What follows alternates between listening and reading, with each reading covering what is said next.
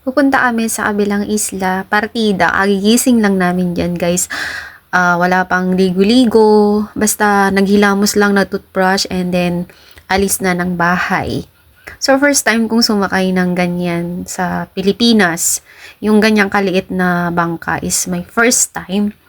So, medyo natatakot pa talaga ako at parang basta alam mo niyo na yung pakiramdam pag first time yung sumakay ng mga ganyan kaliit at naghahanap talaga ako ng life jacket. So, ayan. Yan, may paduyan-duyan pa si madam. Ayan na guys. Ayan. Natatakot talaga ako dyan. Sobrang kapit ako. Kapit na kapit. Parang ano lang. Parang ewan. Basta pag nagaano yung bangka, humihiyaw ako. Yung sobrang takot ko talaga kasi nga nakikita ko yung tubig parang kinakain niya ako. Kasi nga may fear ako sa tubig, guys. Kasi nung bata ako, lagi akong nalulunod. Kaya nung lumaki ako talaga, ayaw ko talaga sa tubig. Nagdadagat ako lagi pero hindi talaga ako naliligo. Hanggang sa gilid lang ako nagtatampisaw. Ganun lang yung ginagawa ko, guys. Tapos yan, syempre kasama ko si Jowa, bawal mag-inarte.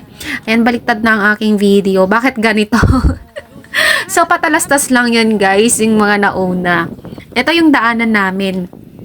Ayan. Galing kami dyan, tapos pupunta na kami doon sa may mga bangkahan na maliliit. Ayan. Yun yung nakikita nyo yung sa dulo doon na may islang maliit. Doon kami pupunta, guys. Ayan, guys. Nandito na po kami sa dagat. First time ko to. Sakay kami.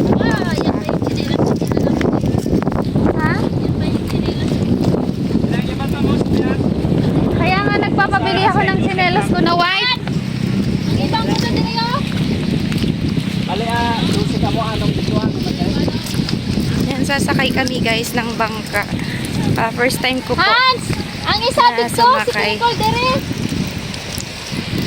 Yan yung sakayan namin. Naku, Hans! Hans, kapit ka ha!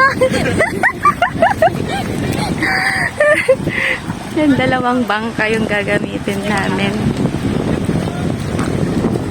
Kakatakot naman ang lakas ng alon niya. Lab, hawakan mo na. Binigay ko na yung camera kay Jowa kasi nga ayoko nang maghawak, guys. Takot na talaga ako dyan. At si Jowa, binuhuli niya ako. Sabi niya, takot. Tapos gusto ko talagang maupo sa gitna lang. Ayoko maupo sa gilid. As in, umupo na ako dyan. Then yung si kuya, nagbigay siya ng upuan sa gitna. At doon ako umupo. Yun. So, habang tumatagal na, nakakapit pa rin talaga ako. Kitang-kita nyo, guys. Hindi ko talaga binibitawan yung yung pinanghahawakan ko dyan na na ganyan. Tapos yun, tingnan nyo yung paa ko, nakabalance lang. Kasi feeling ko parang tataob yung yung bangka. Tapos iniisip ko hindi ako marunong lumangoy. Ayun, natatakot talaga. Sabi ko, ayoko pang mamatay. Pero si Jowa kasi sanay na kalmado eh. Ayan, di ba nakakatakot yung tubig. Although maganda siyang tignan, maganda talagang tignan ang tubig kasi nga tingnan mo naman napaka-blue niya as in. Pero sabi nila, di ba, kapag ganyan yung kulay, malalim na malalim talaga yung water. So feeling ko naman talaga, ay nako, feeling ko mahulog talaga ako that time.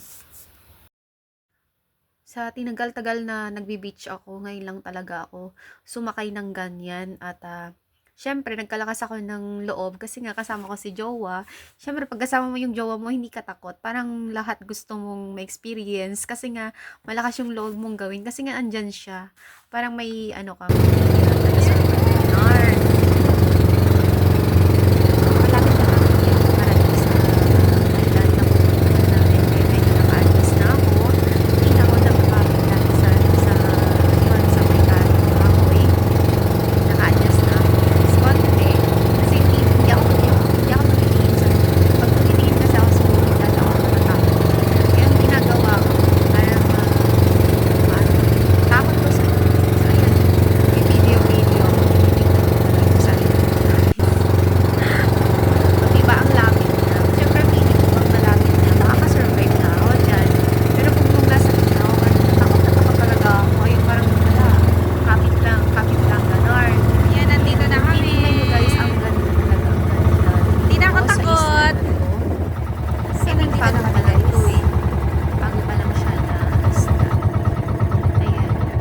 kung gusto yung mag-masyal ng Iloilo, try nyo yung dalawa yung daming mga isla nila. Kasi ang daming isla na Yay! Nandito na kayo!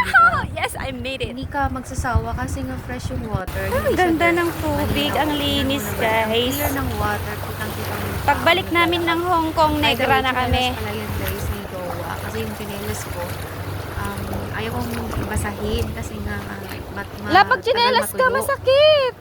Tapos si Jowa, nagpaa-paa siya, o diba? Feeling strong. Tapos sabi ko, magchinelas ka na nga lang, susugat yung paa mo.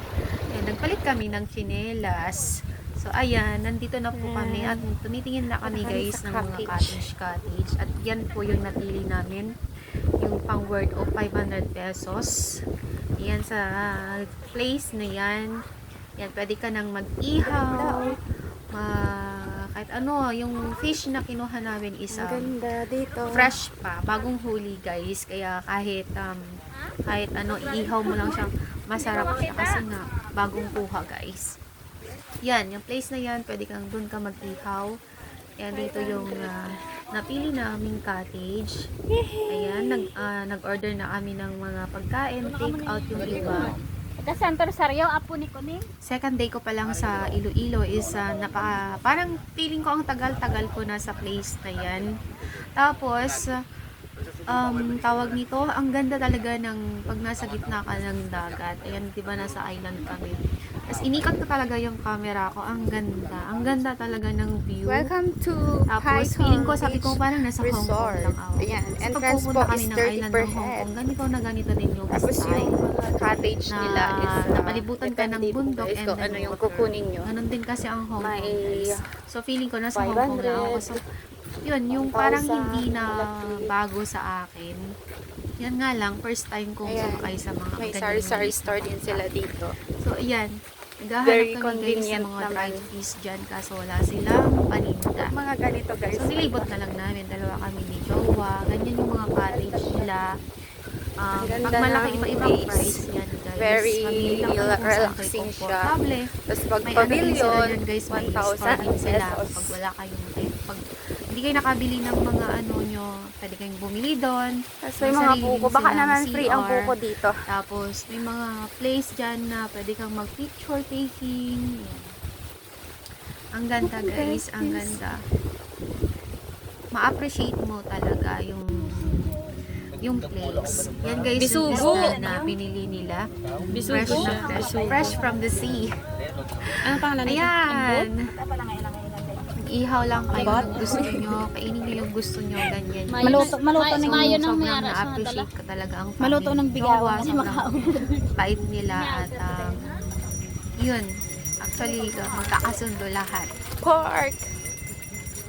Diba?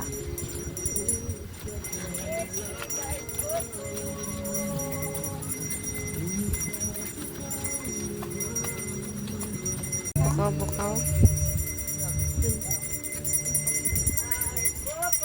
Anyhow, fresh na isda. Fresh from the sea. Ano? Fresh from the sea. Uy, bago lang ni kakuha. Isus May ka mo ng isda. Diyan din pala ako guys, nagduyan. Tapos sabi ko kay Jowa, video mo ako. Binigyan niya ako, tutok na tutok. Gusto ko yung ganyan na video, para whole body ba? Kitang-kita pati yung, yung background. Ganyan kagaling si Jowa mag-video. Ang nakikita niyo yung una kong nilagay. Siyempre, patalastas yun. So, ayan.